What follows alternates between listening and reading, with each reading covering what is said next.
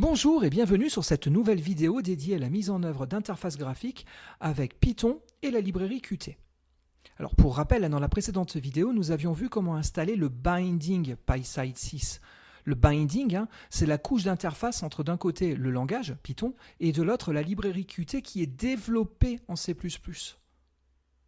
Nous avions aussi vu comment installer proprement la chose en utilisant les Virtual Environment. Je vous renvoie vers cette précédente vidéo pour de plus amples informations. Maintenant que nous avons accès à Qt, nous allons pouvoir commencer à coder. Sauf que on a un dilemme. On a deux approches différentes pour pouvoir coder une application graphique avec Qt. En premier lieu, nous avons l'approche historique et classique. En gros, elle nécessite uniquement de savoir coder en Python et vous allez pouvoir assembler tous les composants graphiques les uns avec les autres pour constituer votre interface. On appellera cette approche l'approche Qt Widget. De l'autre, on a l'approche Qt Quick, qui utilise un langage qui s'appelle QML, c'est un langage déclaratif. Là, l'idée, c'est de un petit peu moins coder en Python et d'avoir un formalisme qui permet de décrire l'état de votre interface graphique, en tout cas l'état initial, et on est même en mesure dans ce langage QML de pouvoir mettre des gestionnaires d'événements. On y reviendra un petit peu plus tard. Donc ce que je vous propose de faire, c'est de commencer à utiliser un petit peu les deux approches pour voir un petit peu les avantages, les inconvénients de chacune. Donc nous allons commencer par l'approche classique, l'approche widget. Qt Widget. Donc, ce que vous faites, c'est que vous reprenez votre atelier de développement PyCharm et nous allons créer un premier fichier. Je vais l'appeler Hello, c'est un Hello World, et on va l'appeler classique. Voilà. Pourquoi pas. Je vous propose de ne pas trop taper de choses, et donc pour ce faire, je vais me baser sur mon site. Vous allez sur votre navigateur, vous tapez cours.fr, vous arrivez sur mon site. Certains d'entre vous le connaissent déjà bien. Vous avez ici toutes les ressources pédagogiques relatives à Python. Et à ce niveau-là, vous retrouvez le tutoriel sur PySide Qt. À ce niveau-là, vous avez la procédure d'installation. Et donc, nous en sommes ici sur les deux approches distinctes d'utilisation de la librairie. Regardez, je descends un petit peu plus bas. Et à ce niveau-là, on a un premier encart de code. Je vous invite à le copier-coller. Donc CTRL-C pour copier, CTRL-V, voilà, le code est disponible. Alors avant d'aller plus loin, on va faire une petite revue de code ensemble. Ça va me permettre aussi de parler d'un point ou deux. Grosso modo, on commence par importer les librairies nécessaires au bon fonctionnement de notre programme. On a besoin de la librairie 6, ça c'est un point de détail, mais on a surtout besoin de différents modules de code disponibles dans le package PySide 6. Donc il y a le module Qt GUI et le module Qt Widget qui sont utilisés à ce niveau-là. Une fois qu'on a fait ça, ici, vous avez vu, on définit une classe de fenêtre. On est une fenêtre principale de notre application. On va pour ce faire dériver d'une classe qui s'appelle QMainWindow. QMainWindow, c'est une classe qui est fournie par Qt et qui me donne toutes les caractéristiques de base d'une fenêtre principale. J'ai appelé ma classe MyWindow. Bien entendu, si j'utilise une approche orientée objet, je vais définir un constructeur. Donc ici, nous avons le constructeur de notre classe qui commence bien entendu à redonner la main au constructeur de la classe QMainWindow. Donc on rappelle le super constructeur. Ensuite, je mets un titre à ma fenêtre et je mets une icône. Attention, pour que l'icône puisse être visualisée, faut-il les avoir sur votre disque. Donc à ce niveau-là, ici j'ai un dossier dans lequel je me suis mis tout un ensemble d'icônes que je peux être amené à utiliser pour faire des choses. Là j'avais mis un nom quelconque, mais après vous pouvez choisir ici une quelconque icône. Donc ici je mets icons, voilà, je suis dans le dossier icons et je veux le fichier aller ok.png. Non, yes je crois, oui c'est yes.png, pas ok. Voilà, c'est une icône avec une petite coche verte qu'on a dans la librairie, qu'on a dans ce zip. Si vous voulez récupérer mes icônes, vous prenez un navigateur, vous retournez sur mon site, et vous pouvez ici télécharger icons.zip, et comme ça vous récupérerez le jeu d'icônes que j'utilise durant la présentation. Parfait. Donc, j'ai une icône. Cette icône, je la place comme étant l'icône de ma fenêtre. Alors attention, c'est bien beau là que j'ai fait tout ça, mais moi le problème c'est que si je lance l'interface graphique, de toute façon je ne la verrai pas. Pourquoi? Parce que mon Window Manager, c'est le Window Manager GNOME, n'affiche plus d'icônes dans les fenêtres. Par contre, si vous êtes sur Windows, vous pourrez profiter ici de la petite coche que j'ai placée en tant qu'icône. Très bien. Bon, j'insiste bien, si moi je ne vois pas l'icône, c'est lié à mon Window Manager et en aucun cas à un problème de code à ce niveau-là. Tant qu'on y est, cette fenêtre, je lui donne une taille initiale de 400 pixels de large et 300 pixels de haut. Ensuite, qu'est-ce qu'on a? Ensuite, je vais créer ce qu'on appelle la zone centrale. La zone centrale, elle est injectée dans ma fenêtre à ce niveau-là. On reviendra sur ces manips-là un petit peu plus tard. Et cette zone centrale, c'est un QWidget, c'est un composant graphique Qt. D'accord? Ce qu'on constate, c'est que toutes les classes Qt commencent toutes par Q, c'est systématique. Et donc ici, c'est la classe de base de tout composant graphique. C'est une zone rectangulaire, pour faire simple. Et dans cette zone rectangulaire, je vais y placer deux QPush buttons. Allez, deux boutons. C'est des boutons poussoirs classiques. On parle de push button parce qu'en vérité, il y en a plein d'autres. Il y a plein d'autres classes de boutons particuliers. Mais nous, on se contente d'un bon vieux bouton classique et traditionnel. Mon premier bouton est positionné à ses coordonnées. Donc ça, c'est X, Y.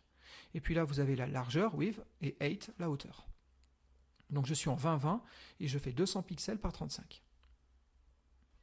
Un petit peu plus bas, vous voyez, je suis passé de 20 en Y à 60.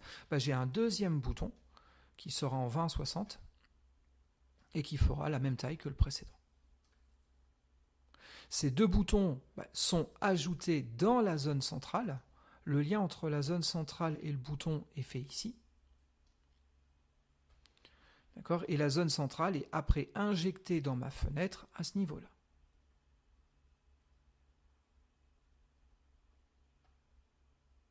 Bon, et puis ici, on a des gestionnaires d'événements. Je connecte la méthode doSomething qui est ici à mon bouton. Et je le connecte plus précisément au gestionnaire d'événements clicked pour réagir à un clic souris sur le bouton. Pareil, pour ce bouton 2, je le renvoie lui aussi sur le même gestionnaire d'événements. Donc ici, on va simplement dire qu'il y a un bouton qui a été appuyé. D'accord ? Je récupère en faisant self.sender l'émetteur de l'événement, donc le bouton qui a été cliqué, et là, je récupère le texte du bouton considéré. Et je dis que ce bouton a été cliqué. Donc ça, c'est le code de ma fenêtre. Notez que jusque-là, il n'y a rien de bien méchant, c'est assez simple, assez basique. Et puis ensuite, on a le démarrage de votre script, le bloc main, qui dit quoi? Qui dit que je vais créer une application Qt. Je reviendrai sur cette notion d'application un petit peu plus tard dans un prochain tuto. Ensuite, je crée une instance de ma fenêtre et j'affiche cette instance. Par défaut, quand vous créez une fenêtre, elle est cachée. Tant que vous ne faites pas le show, vous ne verrez rien à l'écran. Et puis ensuite, je lance la pompe à message, la pompe à événements, qui va traiter tous les événements souris et clavier et animer, entre guillemets, la fenêtre en fonction de ce que vous faites. C'est la méthode exec qui doit être utilisée. Alors attention, pour ceux qui feraient du Qt en version précédente, Qt5 ou Qt4, la méthode s'appelait autrement. Elle avait un autre petit nom. C'était exec underscore. Voilà. Bon, elle a été renommée. Maintenant, c'est exec tout court, c'est très bien. Le fait qu'elle ait été renommée, c'est parfait. Bon, mais notez juste que avant, elle avait un autre nom. Si vous trouvez un exemple de code sur Internet où vous voyez un exec underscore, c'est qu'on était sur une ancienne version de Qt. Et je sortirai, quand j'aurai fermé la fenêtre, ce qui me renverra un code de sortie. Ce code de sortie, j'en profite pour sortir de mon application Python. Voilà le code de cette première approche. Bon, on a bien notre fenêtre. On a bien nos deux boutons qui font 300 pixels par 25 si j'ai bonne mémoire, par 35. Voilà. Et ils sont bien tous les deux en 20-20 et en 20-60 pour le premier et le deuxième respectivement. Vous avez vu, quand je clique sur mes boutons, j'ai mes gestionnaires d'événements qui déclenchent. Et donc, ma fenêtre commence à s'animer. Alors, j'en profite pour vous montrer un petit point de détail. Si vous avez suivi tous les tutos de programmation Python que j'ai pu produire précédemment, j'avais insisté sur la fameuse PEP 8. Je ne sais pas si ça parle à tout le monde. Une PEP, c'est une Python Enhancement Proposal. En gros, c'est une demande d'évolution de Python. D'accord ? Et donc, on a la fameuse PEP 8 qui parle de quoi ? Qui parle du style de codage de Python. Je vais la rechercher comme ça. PEP 8. Et donc, regardez ici, elle a été créée notamment par M. Guido van Rossum, le père du langage, et elle définit tout un ensemble de règles sur comment correctement indenter un programme, comment correctement utiliser les blancs ou les tables ou les espaces, et ainsi de suite, comment correctement commenter un code. Mais aussi, il y a pas mal de choses sur les conventions de nommage, c'est-à-dire comment nommer une variable, comment nommer une méthode ou une fonction. Et il y a des règles assez précises que je vous ai toujours demandé de respecter. Normalement, j'y attache une importance toute particulière. Mais sauf que là, nous, on a un petit souci, on a un petit couac. Le problème, c'est que Qt, à l'origine, ce n'est pas une librairie Python. À l'origine, c'est une librairie qui a été développée en C++. Et les conventions de codage en C++ n'ont rien à voir avec les conventions Python. Et donc du coup, si on regarde un petit peu les codes qu'on a entre les mains, clairement, la PEP 8, elle n'est pas respectée. Par exemple, une méthode, regardez, je reviens ici, il y a les noms sur les classes, les noms sur les noms de fonctions ou les noms de méthodes. D'accord ? En gros, un nom de fonction ou un nom de méthode, ça doit être écrit exclusivement en minuscules. Si vous avez plusieurs mots, normalement, devraient être séparés par des underscores. C'est ce que dit la norme. Sauf que là, on a des méthodes, mais qui ne respectent absolument pas cette convention-là. D'accord ? Là, on n'a pas respecté la fameuse PEP 8. Bon, là, pour le coup, c'est pas moi qui l'ai choisi, ça, c'est les méthodes qui sont proposées directement par Qt. Par contre, moi, ici, regardez, j'ai pas respecté les règles non plus. Alors pourquoi j'ai pas respecté les règles ? C'est tout bête, mais vous êtes dans une librairie qui va beaucoup utiliser d'autres conventions. Et c'est vrai que si vous faites un code qui est que du code PySide et Qt, et sans autre librairie additionnelle, peut-être que vous auriez envie d'unifier un petit peu les choses pour que les conventions proposées par Qt soient les mêmes que celles dans votre code. Bon, dans ce cas-là, vous risquez de violer certaines règles de la PEP 8. D'accord ? C'est ce qu'il me dit à différents endroits. Il n'est pas tout à fait d'accord avec ce que j'ai proposé. Alors, soit vous décidez de respecter la PEP 8 et vous me renommez ça correctement, et dans ce cas-là, vous appelez la méthode doSomething comme ça, et ce warning-là, lui, disparaîtra. D'accord ? Si par contre, vous voulez unifier les choses par rapport à la librairie Qt, dans ce cas-là, ce qui serait bien, c'est de demander à PyCharm de ne plus trop faire de warning sur ces choses-là. C'est possible. Regardez, je reviens dans le menu File de PyCharm. Je reviens dans les Settings. Bon, là, nous avons toute la configuration de l'atelier. Il y a beaucoup de choses à ce niveau-là. Mais regardez, je vais filtrer, je vais taper PEP 8 directement. Voilà, donc on y est. Et en gros, ils ont fait les choses intelligemment. C'est-à-dire qu'ils vous disent, on a séparé les règles de la PEP en deux parties distinctes. Il y a tout ce qui est coding style. Ça, pour moi, il est hors de question de ne pas le respecter. D'accord ? On a des règles strictes sur comment coder en Python. Respectez-les, mettez des retraits de 4, espacez des fonctions d'un double retour à la ligne, et ainsi de suite. Toutes les règles qu'on a pu voir dans les précédents tutos. Par contre, on a une autre entrée qui est la PEP 8 Naming Convention. Ce que vous pouvez faire, c'est surtout pas de tout décocher, ça je vous le recommande absolument pas, parce que là vous allez pouvoir faire tout et n'importe quoi, mais par contre vous pouvez juste décocher le PEP 8 Naming Convention Violation. Et donc en cas de violation de cette règle de codage, il n'y aura plus de warning. Bon, c'est une chose que je vous recommande de faire, et en tout cas j'ai pris le parti dans tout le tuto de m'aligner sur la convention de Qt. Comme ça, les codes sont plus cohérents entre eux, et donc voilà, systématiquement, vous verrez par la suite dans les prochaines vidéos, j'ai systématiquement utilisé la convention Qt. Comme je ne fais que du Qt dans ces programmes-là, je me suis aligné. D'accord ? Bon, il me reste 2 warnings. Ces 2 warnings, on va dire que c'est plus une erreur d'analyse de PyCharm. Là, pour le coup, il n'y a pas grand-chose à faire.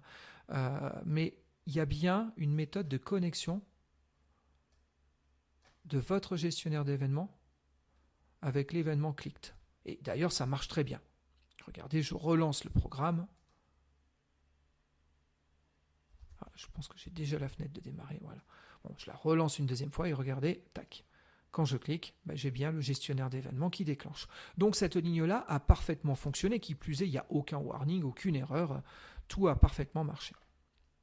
D'accord. Or, PyCharm vous dit que Connect n'existe pas. Quand il a analysé les codes sources de PySide, il n'a pas réussi à le détecter. D'accord. Donc du coup, il vous fait un warning parce qu'il n'a pas réussi à faire correctement son taf. Il vous met un petit warning.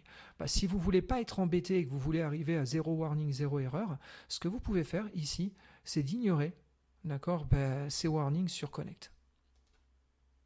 Voilà. Et du coup, regardez, j'en suis revenu à avoir ma petite coche verte, ce qui veut dire que, a priori, je respecte bien les règles de codage classiques et usuelles. Par contre, si jamais je règle si je viole, les règles de codage relatives à la PEP8 en termes de style de codage, les warnings continueront à apparaître. Donc là, j'ai pas mis double retour à la ligne entre mes imports et ma classe. Le système n'est pas content, il me rappelle que la PEP8 me dit de ne pas faire ça. Donc parfait. Donc voilà, notre premier programme, c'est notre premier Hello World. Dans cette approche-là, j'ai tout réalisé à base de code Python. C'est l'approche Qt Widget. Voilà. Nous avons une seconde approche de possible. Cette seconde approche, quelque part, dans une certaine mesure, s'inspire beaucoup de ce qui se passe au niveau du web. Je ne sais pas si vous avez déjà développé des applications web, mais quand on fait du web, notre interface graphique, elle est développée avec un langage déclaratif. C'est un langage à base de tags, le fameux HTML, Hypertext Markup Language, qui me permet d'introduire le contenu de ma page. Alors, regardez, là je suis sur une page web, c'est celle de la PEP8 chez Python. Si je fais afficher le code source, là voilà, on a plein de tags à différents endroits qui définissent les différentes parties de mon document. D'accord. Et au lieu de programmer, on va déclarer la structure de la page. En gros, on a repris cette idée-là avec l'approche Qt Quick.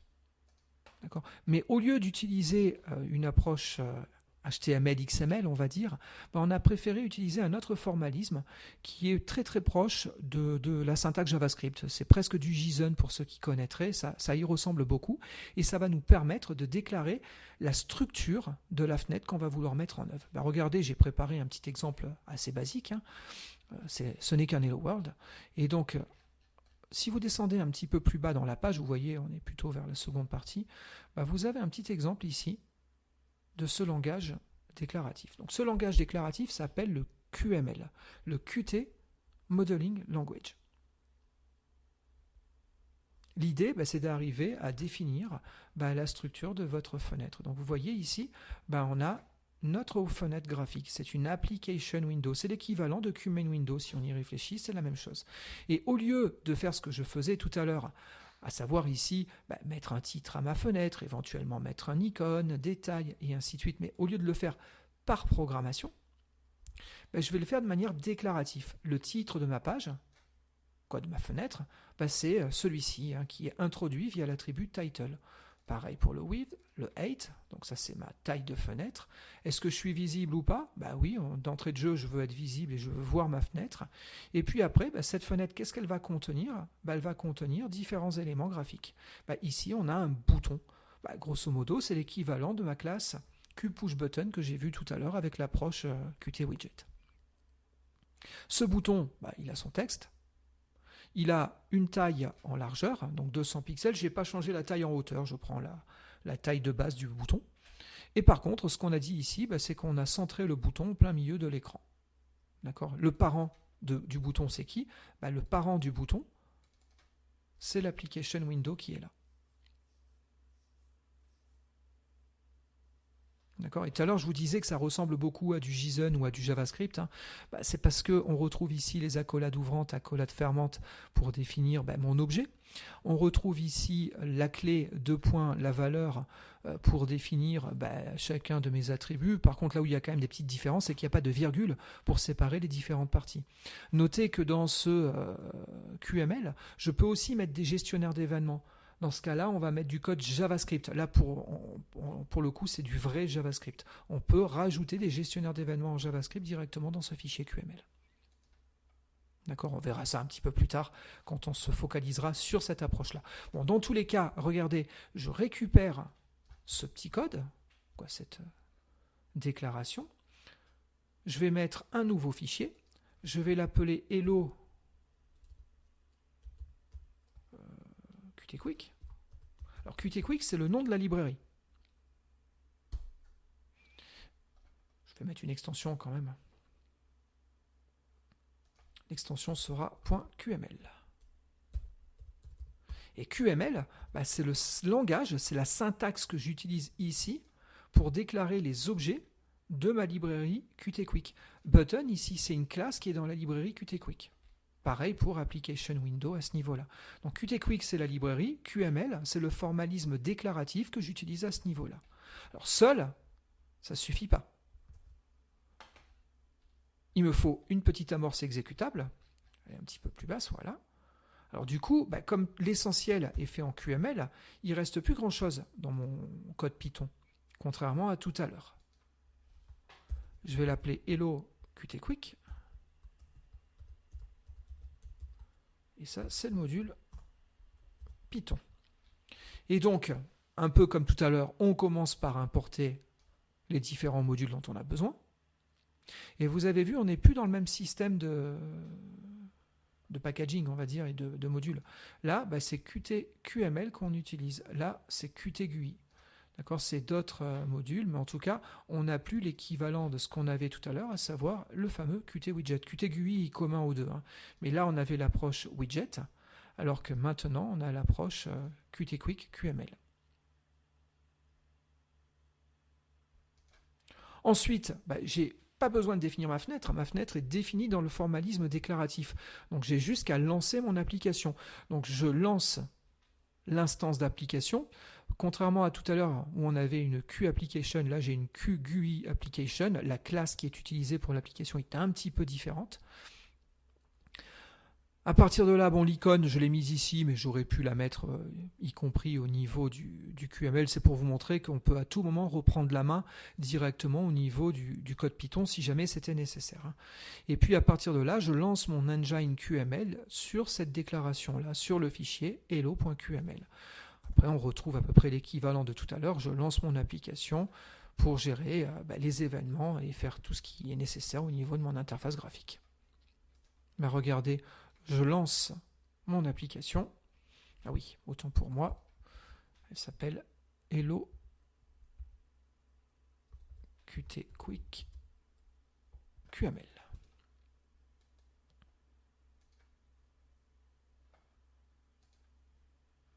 Et voilà, j'ai ma fenêtre qui est lancée.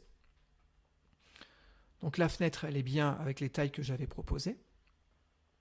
On a bien le titre qui a été correctement affecté. Et puis à l'intérieur de cette fenêtre, j'ai placé un bouton. J'avais dit que je voulais une taille de 300. Vous voyez, j'ai bien ma largeur qui est à 300 avec mon bouton au plein milieu de ma fenêtre. Du coup, j'ai beaucoup moins de code Python. Mais par contre, j'ai un autre langage à apprendre, un formalisme déclaratif permettant de définir les éléments graphiques de mon interface. Donc ça, ce sont les deux approches qui vous sont disponibles au niveau de Qt.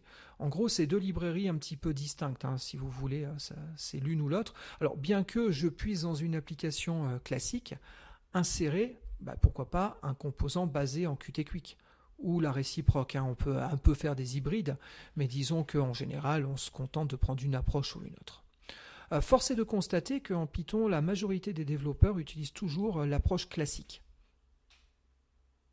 Mais sachez que l'approche QML ne marche pas que en C++, elle fonctionne très très bien en Python, comme je viens de vous le montrer au travers de cette petite application de démonstration. Bon, je vais pas me battre sur le fait que est-ce que l'une est meilleure que l'autre. Bon, l'approche Qt Quick est plus récente, elle est peut-être un petit peu plus réfléchie, mais disons qu'on a pas mal de possibilités dans les deux cas. Après, c'est une histoire de préférence, hein, d'approche. Et moi, ce que je vais faire, c'est que je vais vous présenter ces deux approches tout au long des différentes vidéos qui vont suivre. D'accord ? Bon, pour la première série de vidéos, elle va durer un petit moment. On va plutôt s'orienter sur l'approche classique, hein, donc on va en discuter pendant pas mal de temps. Et puis un petit peu plus tard, quand on aura fini l'approche classique, on ira faire quelques autres vidéos sur l'approche QML, histoire de bien apprendre à utiliser tout ça. Voilà. Bon, j'espère que ces quelques explications vous ont plu. Pour le moment, je m'arrête là au niveau de cette vidéo. Et sur le prochain tuto, on poursuivra donc notre étude de la librairie Qt. Voilà.